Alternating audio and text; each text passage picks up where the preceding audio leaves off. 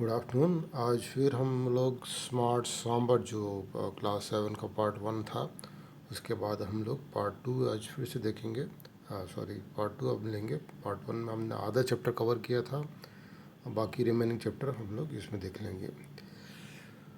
Okay, like many other wild creatures the sambar found safe haven in our place because we never ever let forest fire get in the boundary wildlife was left undisturb. So जैसे बहुत सारे wild creature थे, उनकी तरह the sambar जो है, उनके जो वाइल्ड लाइफ जहाँ पे जो सेंचुरी बनी हुई थी, उसमें बाकी क्रिएचर के साथ जो सांबर भी जो थे सेफ थे, बिकॉज ये लोग कभी फॉरेस्ट फायर को इनकी बाउंड्री में नहीं आने देते थे। तो वाइल्ड लाइफ जो थी वो अनडिस्टर्ब थी, मतलब उनको कोई नुकसान नहीं होता था। Bishan Singh how had yet another grudge against Samrat. Grudge मतलब कुछ पास्ट में कुछ हो गया था, उसके अगेंस्ट में एंगर था उसके अंदर में। क्या एंगर था? On one occasion the sambar has got the better of him and made him look silly. एक ओकेजन में उसको ऐसा एम्ब्रेसमेंट कर दिया था उसने, बिशन सिंह को, स्मार्ट सांबर ने। वो इंसिडेंट अभी इसमें आएगा।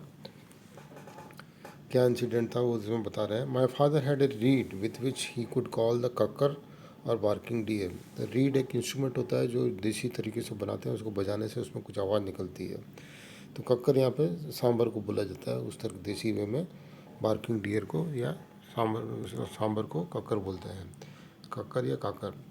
From a distance this reed sounds just like a bleating of a young kakar. तो अगर आप रीडिंग को इसको बजाते हैं तो ऐसी आवाज़ सुनाई पड़ती है जैसे कोई यंग छोटा सा सांबर जो है पुकार रहा हो अपनी मदर को। Father explain, a female thinks her young one is in distress and come even from a long way of. तो फादर ने एक्सप्लेन किया, अगर फीमेल अगर ऐसी आवाज़ निकालते हैं ये लोग रीड में, तो फीमेल सोचती है कि उसके बच्चे किसी पेन में है, किसी मुसीबत में है, तो दूर से भी आ जाती है। But he found that once a female came in response to the reed and then manage to get away, she never made the same mistake again. अगर बाई मिस्टेक से फीमेल आ जाती रीड की आवाज़ सुन के, और उसको मालूम पड़ जाता है कि अरे ये तो कुछ और ही है, तो वो नेक्स्ट टाइम से वो उसकी आवाज़ सुनकर नहीं आती। वो she learn a lesson from it. On hikes over the hills और in camping trips he sometime use the reed. तो कभी कभी जब वो हाइक पे जाते थे, हिल्स के ऊपर या कैंपिंग ट्रिप्स में जाते थे, तो रीड को वो यूज़ करते थे। While we crouch beside him in a bush, तो वो छुप जाते थे, बाकी लोग छुप जाते थे और वो रीड बजाते थे। Waiting with a bated breath मतलब एक्साइटेड में अपनी सांसें रोक के वहाँ पे छुप जाते थे। For the kakar to leap into view and then turn and flee at the sight of us, so that जो कक्कर आ जाए वहाँ पे, काकर या कक्कर जो है सांबर आ जाए और वो इसको देख सके, फिर वो वापस भाग जाते हैं।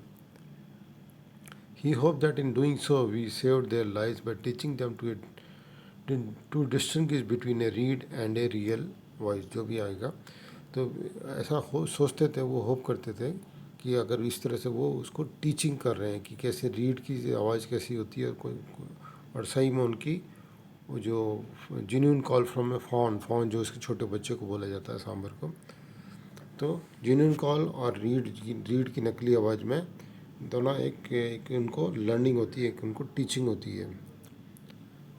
One evening Bishen took us to a spot where Kamli had seen a number of barking deer while collecting firewood. तो कमली जो एक थी, वो लेडी ने उसको बार्किंग डियर देखे थे कि, तो फिर वहाँ पे बिशन जो है उनको लेके गया, चलो हम आपको डियर दिखाएंगे। Asking my sister and me to sit behind thick bushes he hid in a gully lower down the slope. गली मतलब एक सूखा नाली जैसा जो बनता था, उसमें वो उसमें वहाँ बैठ गया स्लोप के पास में, और इन दोनों को छुपने को बोला। As he blew high bleating calls on the reed, he fixes his eye on the trees where he felt sure a female cucker would come speeding through the oaks. तो वो वहाँ जाके रीड बजाने लगा और उसने देखे एक बड़े ट्री की तरफ देखने लगा। उसको लगा कि वहाँ पे एक फीमेल काकर है जो ओक्स ट्रीज में से निकल के बाहर आएगी रीड बजाने से। He blew and blew, nothing happened, कुछ नहीं हुआ। Half an hour passed, he grew restless, half an hour हो गया बट कुछ नहीं हुआ, रेस्टलेस हो गया थोड़ा, ये सोचने लगा कि नहीं होगा, नहीं आएगी। My right leg has gone to sleep, उसका पैर सो गया था। And my sister found she was close to a small termite mound, और सिस्टर को लगा कि उसका वो जो है क्लोज से एक टर्माइट, माउंट टर्माइट का एक बिल बना हुआ है सब पास में. She nudge me to draw my attention to it when I gripped her arm and pointed in excitement. तो उसने उसको थोड़ा ऐसे पोकिंग करते हुए बोला, करा कि देखो यहाँ पे टर्माइट है करके उसने इशारा किया. बट उसने सिस्टर का हाथ पकड़ लिया एक्साइटमेंट में. क्यों? कि उसको सामने ऐसा लगा कि कोई सांबर आ रहा है.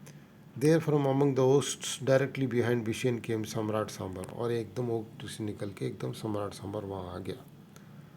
How soundlessly he move despite his size. इतने बड़े साइज के होने के बाद में भी वो एकदम धीरे धीरे स्लोली बिना किसी आवाज़ के मूव कर रहा था.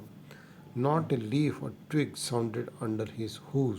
उसके जो पैर जो थे, वो जो खुर जो थे, उसके नीचे से कोई लीफ या कोई पत्ती का टुकड़ा आने से भी वो कुछ आवाज़ नहीं कर रहा था. Tense with excitement, we watched the magnificent creature move slowly on the edge of the to the edge of the gully. तो ये बहुत एक्साइटेड थे उसको देख के. इतना बढ़िया मैग्निफिशेंट, इतना ब्यूटीफुल जो क्रिएचर उनको दिख रहा था. He seemed curious about the helpless little cocker fawn calling so pathetically for his mother, for its mother. तो वो जो काकर ये सोच के आया था कि कोई जो छोटा सा बच्चा है, छोटा सा काकर का बच्चा है, वो अपनी मदर को पैथेटिकली पुकार रहा, बड़ी दया से पुकार रहा है. Lowering is antlered head. Antlered मतलब जो उसके सींग जो होते हैं. He looked into the ditch. उसने खड्डे में देखा. किसने? कक्कड़ ने. To his disgust is prove to be human being. और उसकी बड़ी डिस्गस्ट मतलब बड़ा उसने स्ट्रांगली डिसअप्रूव किया कि अरे ये तो ह्यूमन बींग है और ये ऐसी कैसी आवाज़ निकाल रहा है. देन क्या हुआ? Fish for he snorted. उसने ऐसे जोर से आवाज़ करी, एकदम एक्सप्लोसिव टाइप की साउंड निकाली. With annoyance and fright. बड़ा अनाय हुआ, फ्राइट हुआ. फ्राइट मतलब थोड़ा डरा. स्टार्टलिंग बिशन. और बिशन को सरप्राइज कर दिया. So that he jumped straight into the air. Bishan एकदम से उचक के खड़ा हो गया. भाग भाग, उसको भगाने लगा. He yelled loudly, leopard hoot hoot. देखो लेपर्ड आया करके उसको भगा रहा है. व्हीलिंग स्वीटली, सम्राट made for.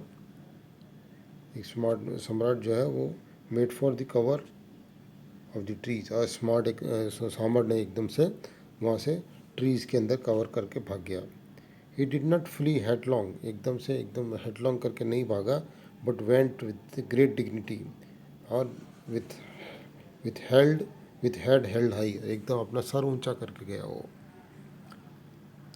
Vishen climbed out of the gully and came up the slope where we were rolling helplessly on the ground. Vishen अपना वहाँ क्लाइम करके गली में से क्लाइम करके ऊपर आया जहाँ पे हम लोग नीचे छुपे हुए थे. कोवल्ड्स विथ लाफ्टर. और ये एकदम उनकी हंसी नहीं रुक रही थी. He was very red in the face, partly with anger and partly with embarrassment. थोड़ा गुस्से में और थोड़े एम्ब्रेसमेंट में थोड़ा एकदम रेड हो गया था Bishan. As he scrub the back of his neck with his handful of grass लेके अपनी बैक को नेक की बैक को जो है साफ कर रहा था. छी छी छी. He exclaimed with the disgust. क्या रे कितना गंदा कर दिया इसने. The deer spattered me with this spittle. उसने थूक से जब छींका वो, तो उसका थूक ही थूक जो है उसकी नेक पे आ गया था. When he sneeze. Then he also began to laugh. फिर वो भी हंसने लगा. The noise we made probably frightened off any female cuckers nearby who might have come rushing in response to the Bishan bleating calls. तो जो आवाज़ें हम कर रहे थे तो कोई और फीमेल ककर होता वो भी भाग गया होगा, क्योंकि इस तरह की बिशन की जो आवाज़, बिशन ने जो रीड से आवाज़ करी थी, कोई आया भी होगा ककर तो भी हमारी आवाज़ें सुन के भाग गया होगा. Which was a good thing. Actually वो गुड थिंग था. I suspect even the magnificent सम्राट learnt a worthwhile lesson that day. और मुझे लगता है कि सम्राट ने भी कोई एक अच्छा लेसन सीखा होगा कि ऐसी बनावटी रीड की आवाज़ की तरफ नहीं जाना चाहिए. तो मार्गरेट बर्टी ने ये चैप्टर लिखा था. तो hope you understand the chapter. और आपको कुछ इसमें डाउट होने से you can ask me in the comment section. अगर आपने सब्सक्राइब नहीं किया चैनल को तो please subscribe. Thank you for watching this video. Thank you very much.